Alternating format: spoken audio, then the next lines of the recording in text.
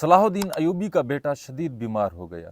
طبیبوں نے کہا اگر شراب نہ پی تو شفا کی کوئی امید نہیں، تو اس پر فرمایا یہ تو حرام ہے۔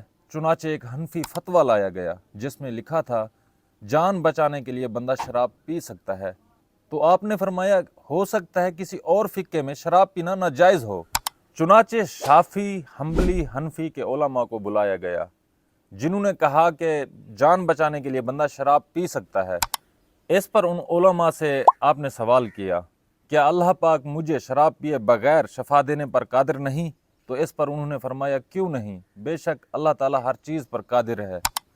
انہوں نے دوسرا سوال کیا اگر اللہ نہ چاہے کیا شراب پینے سے مجھے شفا ہو جائے گی؟ انہوں نے فرمایا بالکل نہیں۔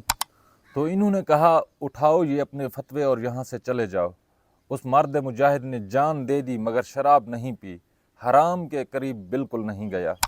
پتہ نہیں آج کی نوجوان نسل کن راستوں پر چل پڑی ہے۔ دعا ہے اللہ پاک مجھے اور آپ کو حرام کے لقموں سے بچائے، آمین۔